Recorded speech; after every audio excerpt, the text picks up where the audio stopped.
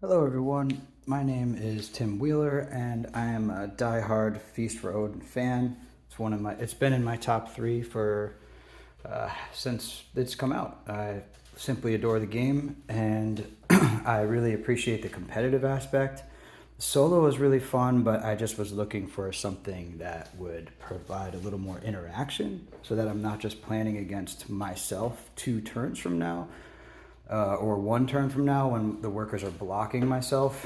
And then basically, the new information is just the cards or the dice rolls. I wanted to introduce a player that would potentially block you in a round. So let's go over how to set it up. Essentially, just set it up the same way you'd set up a feast, a normal feast solo, for 3 players. So we're going to have the 3 and 4 boards out because this is a 3-player game. We have your primary color, which in our case is blue, your secondary color, which in our case is yellow, and then we're going to have a opponent, which is red here. And then I using the black player markers to mark the resource strip, so that way I don't have to take the resources out each time. Shout out to Gernot, the designer for Feast for Odin Norwegians, for that suggestion and a BGG thread. So yeah, I just wanted to try to enhance the solo experience a little bit without making it too burdensome. So you'll notice that, as recommended by Gernot, also for a 3-player game, you can use all the islands if you want. I'm going to do 2 A's, 2 B's, 1 C, 1 D, and then Tierra is always incorporated. Print out the markers for each row action. So in this game, we have a column deck to determine which column your workers are, the AI workers are going to be placed. And we have a row deck to determine which row they'll choose. The intersecting point is the action that they'll take, and then we'll place the workers from their pool onto the mat, potentially blocking a space that we were going for. You will leave your workers, your Vikings, on the mat at the end of each round, and then pick up the Vikings from the turn before the way you would in a normal feast. But the AI opponent will get all of their workers back, and then 1 will be added each round, just like an actual game of feast against actual opponents. So mark those spots. We have aces are going to be build houses and sail ships. 2s are going to be hunting actions. 3s, livestock market. 4, weekly market and products. So both of these.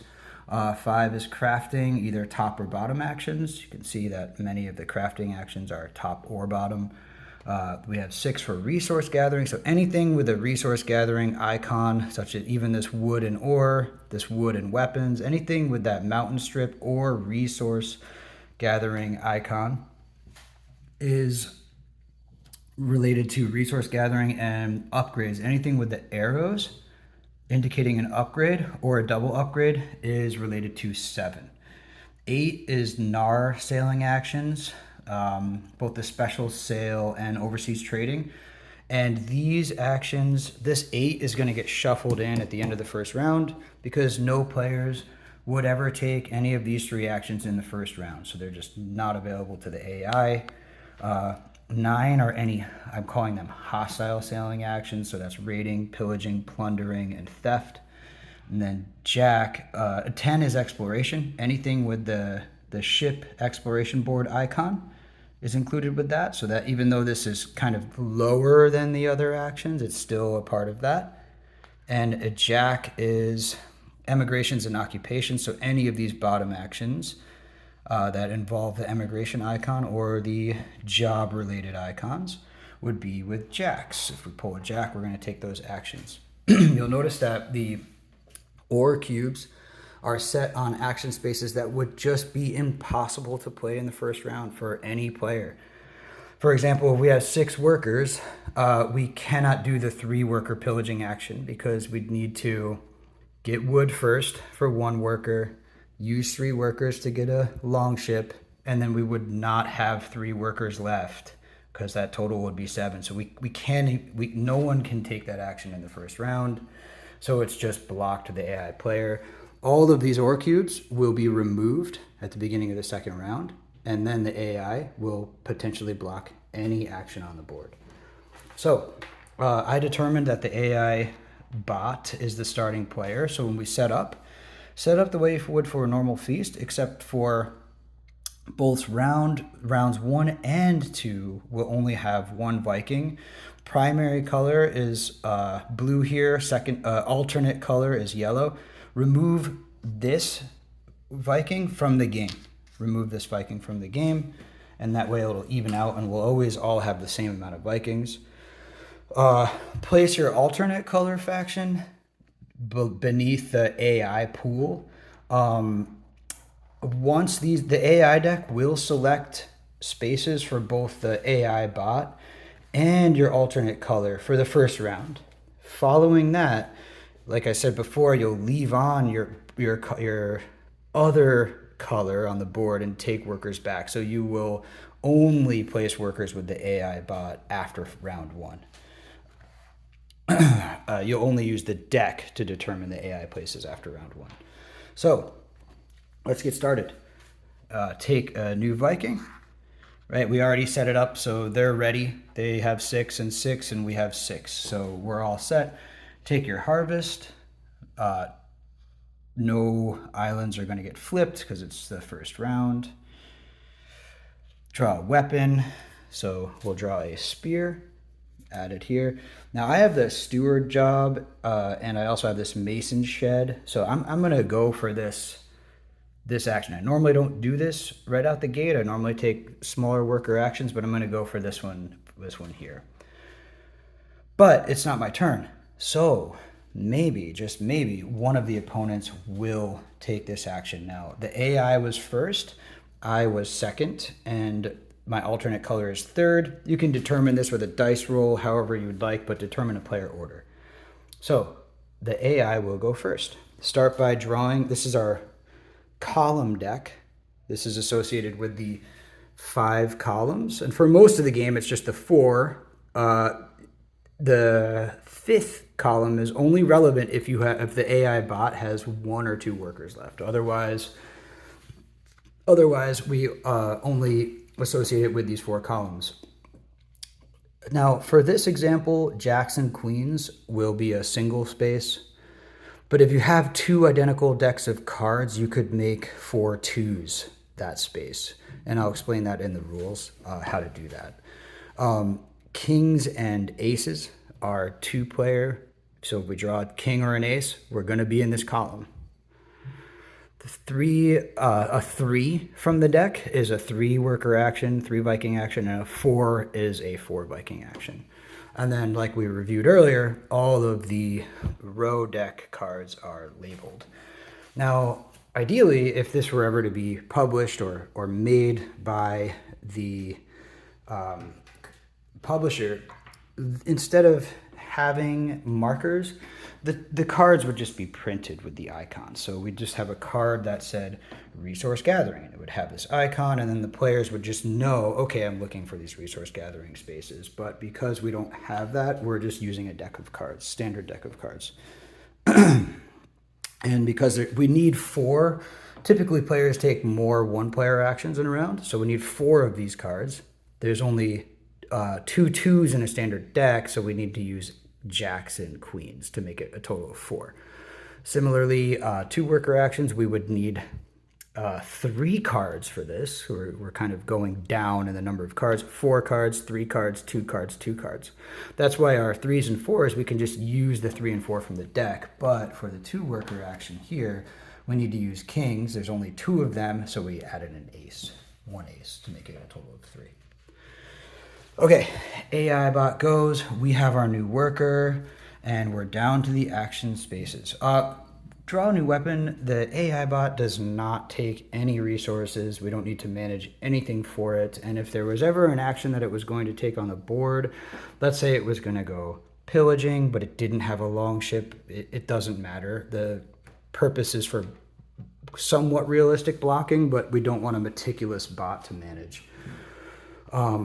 So additionally, the AI bot, the only thing they will take are the victory point tokens if they could play a job, and that is to create some competition for these, some tension there. And if they explore an island, we'll use a dice to determine which island they take. You can use a dice however you'd like to do it. So let's say they explored this island action.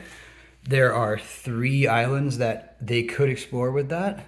So we could just roll the 12-sided die. 1 through 4 is this island, Shetland.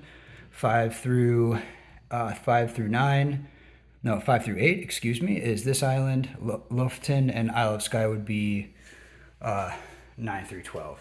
So you just have to do it that way, divide them into categories and roll the dice to determine what they take. But the key point is that for victory point tokens, they're removed from the game. And for islands, once they select that island, it's removed from the game. So if you're wanted to create tension, so if you really want an island with your combination, you'd have to really go for it because they might take it. So let's begin. AI's turn. They're starting player. So we pull a 3. So we know they're going to take any of the 3 worker Viking actions. Then they draw a 2. So this action is not blocked, right? There's no ore cube on it. So 3 workers, a 2 is hunting. It's not blocked. They can take it. They will go whaling. So we cannot even do that this round. Now, once again, they don't have a whaling ship yet, but it's okay. I didn't want to get into that amount of minutia with maintenance on this AI bot. The big thing is just for the round, we can't go for that. Okay, so now it is our turn, and I kind of would like to try something I don't normally do, but I want to play my job, so I'm gonna take this this action here. So I would bump this up, 1, 2, 3, 4. Take the associated goods, so I'd take 2 wood, 2 stone, and then I'll flip 2 tiles and move on. Flip 2 tiles up too. Now, had the AI taken that, they don't have any tiles to flip, so it doesn't matter. But you would still advance one of these strips up that amount. And you can use a dice to determine that. But they would always go for the maximum amount. So if you had only 2 resources left and they played a 4 drop, take 4 resources, they would always take the strip that they could take the most from, if that makes sense. Okay, so my turn is done. Now for the first round, we need to select locations for your alternate color. So let's go ahead and do that. Jack. So jacks and queens are single worker actions. Jacks and queens, so any action here. Now if we had less than 2 workers, we would go into the 5th column here. We might, if you draw a heart, then you would. If you draw a diamond, then no. But that is not relevant yet. So we have a jack for the first column. Now let's find out where we are going to place our workers. So we have 9. So jack is 1, and 9 is raiding. So this raiding spot is blocked for the round. Okay, now we're back to the AI player. So the AI player is going to draw 4. Now the AI player only has 3 workers left. So anytime you could not place workers due to the amount being higher than what is available, or another player has blocked that space, an ore cube has blocked it, then simply draw another card. So we'll need to draw another card here. And it is a Jack of Hearts. So we're in the single column, the single Viking column. Let's draw our row card, and it is a 10. Okay, so it looks like our player is going to, now this is kind of for the sake of blocking, so we don't actually get this board, unfortunately. But in this first round, if your alternate color takes anything, islands or victory point tokens, you don't get them. Only if you place Vikings down would you get them. So they are going to place in the single Viking column, row 10. They're going to explore. So we would roll a die to decide which of the 3 islands that they could take. Actually 4. Okay. So they could take Faroe Islands, they could take Isle of Skye, they could take Lofoten or Shetland. So we're going to roll a die. 1 through 3 is Shetland, 4 through 6, Lofoten, 7 through 9, Isle of Skye, and 10 through 12, Faroe Islands. So let's roll, see what they take. So they are taking Faroe Islands. Faroe Islands are removed from the game, and we will not be able to take that. Okay, so that is their turn. Now it is back to our turn, and we are going to play our shed. We want to get this mason's shed out. Now this is just the standard 7-round feast, so we don't start with our specialty shed. We'd need to take that action to do that. I would like to expand on this and make a setup for and decks for the variant, but I have not done that yet. So we have our shed. That's it. That's our room. That's our turn. We have to spend 1 wood. Okay. Next up, we're back to the AI deck. So they draw a queen. So this is going to be jacks and queens are 1 worker.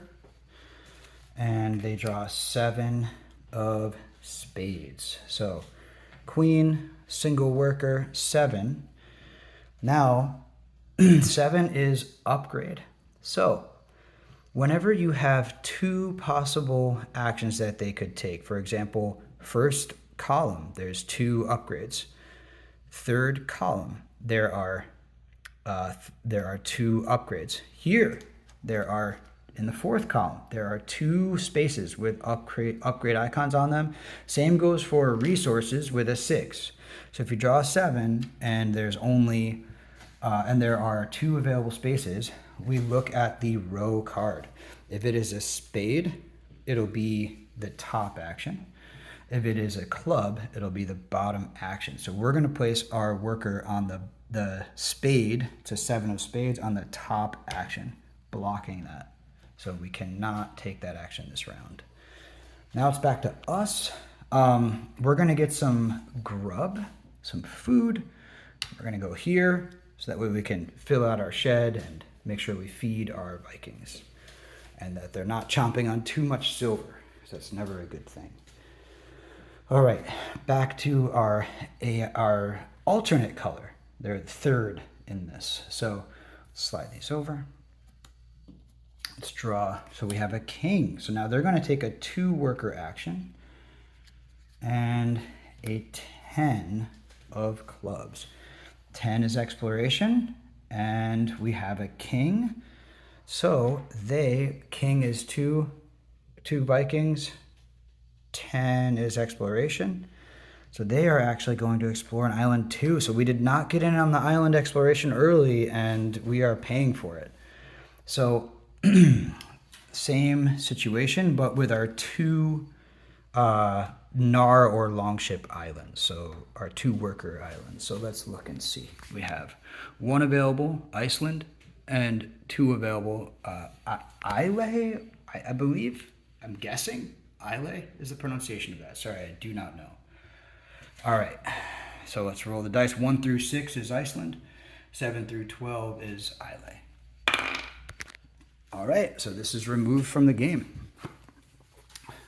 This is a little bit unrealistic, but the main purpose is to block. It's not using a deck system.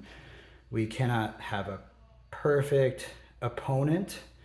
But we can try our best to make one that would block actions that we would possibly take. All right, now we are out of Vikings, so we're not going to be starting player. So we're going to go back to the AI opponent. AI opponent draws a 4, cannot play a 4.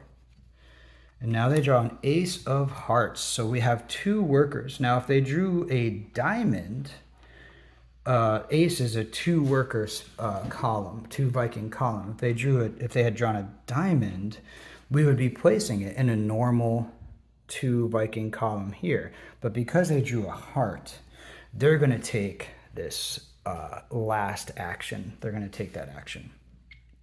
So our AI opponent, ace and ace. So they're going to take this right here. They don't need to take their resources, and now we would need to place our opponents. Now, normally, if you are finished and you're only the AI is here, you can just stop. You don't need to play out the AI actions because they take them all back every round. You only need to make sure that you play out your actions for the purposes of blocking yourself later. So let's draw a card. Queen, so that's a queen of hearts. Okay, so this means that even though the queen is a 1 worker action, if they have 2 workers and it's a heart, they're gonna go for this fifth column action, and it's a 6. So 6 is resource gathering.